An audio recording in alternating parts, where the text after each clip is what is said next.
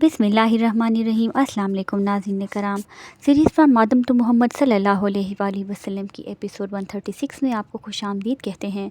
जैसे कि तारीख़ का सफ़र रवां दवां है और आपको पिछले एपिसोड में बताया गया था कि हज़रत मुआविया रज़ियल्लाहु ताला अन्हा और अली रज़ियल्लाहु ताला अन्हा के दरमियान क्या इख्तलाफात थे, जिसकी वजह से एक ही दीन व शरीयत के पैरोकार होने के बावजूद इराक़ी और शामी लश्करों में शामिल सिपाहियों, आम अफसरान फ़ौज और कबायली रोसा के मिजाज व इस्तेदाद में बड़ा फ़र्क था।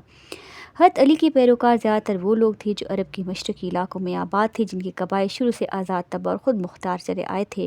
इस पर मुश्तरक का एक तवील मुद्दत तक इन पर ईरानी शहनशाहियत का साया पड़ा रहा था, जो अक़ीदे और नज़रिए से लेकर सियासत, तहज़ीब व तमद्दन तक गुज़रे थे। और हुक्मरानों की मुसलसल तब्दीलियों, बग़ावतों, महलाती साज़ से अवामी को इज्तिमाई नज़्म व ज़ब्त से आज़ाद रहने का आदी बना दिया था।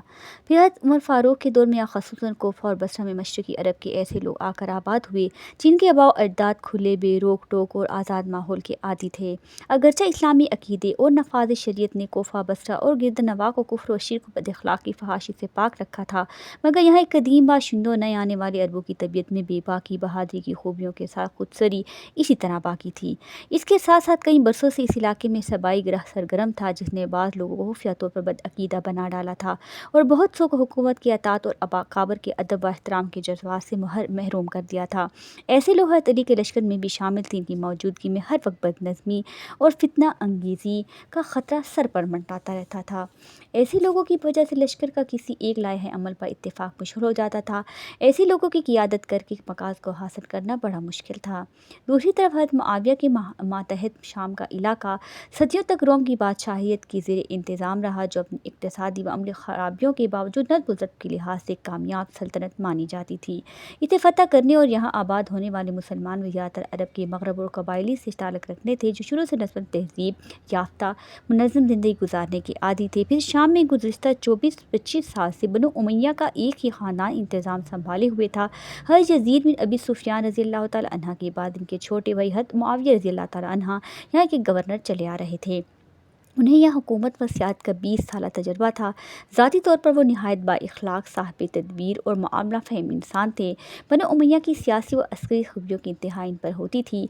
लोगों को हुस्न सलूक और इनाम व इकराम के ज़रिए खुश रखते थे। इन तमाम वजूद से हज़रत मुआविया का लश्कर अतात, फरमाबरदारी और नज़्म व ज़ब्त के बेहतरीन सांचे में ढला हुआ था।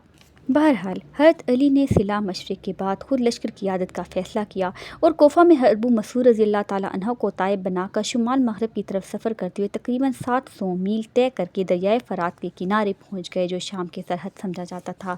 हज़रत अली ने अपने लश्कर और सामान रसद समेत रक्का के मकाम से दरिया अबूर किया और ज़िलहज्जा 32 हिजरी की इब्तिदाई दिनों में लश्कर के साथ दरियाए फ़रात के पार सफ़ीन पर पहुँच गए। शामी लश्कर पहले से वाक़ई माज़िन था। हालात की गर्दिश और अपने अपने मौक़िफ़ पर गैर मुंतज़िल यकीन ने आलमी इस्लाम के इन दोनों बड़े रहनुमाओं को मुसल्लह फ़ौज के साथ मैदान जंग में एक दूसरे के मुक़ाबिल खड़ा कर दिया था। और ऐसे ही सफ़ीन का मंज़र पेश हुआ, जिसको जंगी सफ़ीन से याद किया जाता है। सफ़ीन के मैदान में दोनों लश्कर 2 माह से ज़ायद मुद्दत तक आमने सामने पड़ाव डाले रहे। बाकायदा जंग से कबल दोनों लश्करों के दरमियान झड़पें भी हुई और फ़रक़ीन के नामूर जनरलों के माबीन यकजा मुकाबले भी हुए। ताहम यह अंदाज़ा लगाया जा सकता है कि रिवायत निगारों ने नकल में जा बजा मुबाहला आमेज़ी से काम लिया।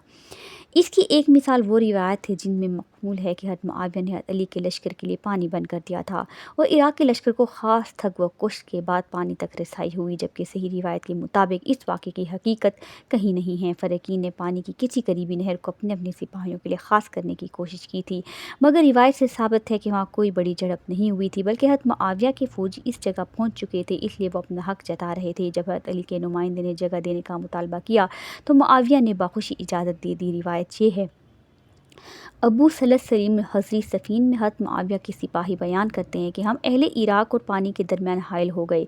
इतने में एक घुड़सवार आया, वो अशद बिन कैस रज़ी अल्लाह ताला अन्हा थी। उन्होंने आवाज़ लगाई, मुआविया अल्लाह से डरें, उम्मत के हक़ में अल्लाह से डरें।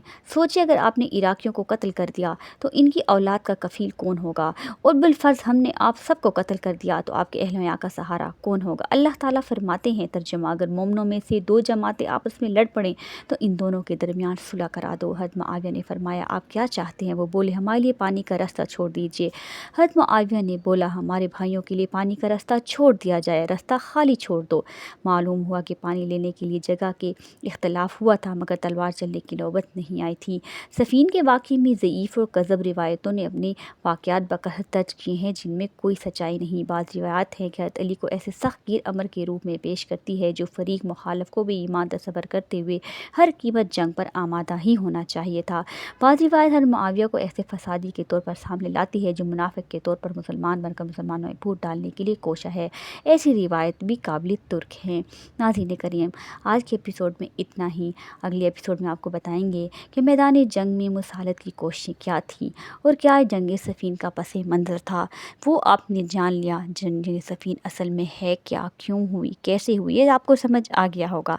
باقاعدہ جنگ کی صورتحال اگلی ایپیسوڈ میں ملاحظہ فرمائیے گا۔ تب تک اللہ نگہبان۔ میری حوصلہ افزائی کے لیے لائک، شیئر، سبسکرائب اور میسج کرنا مت بھولیے گا۔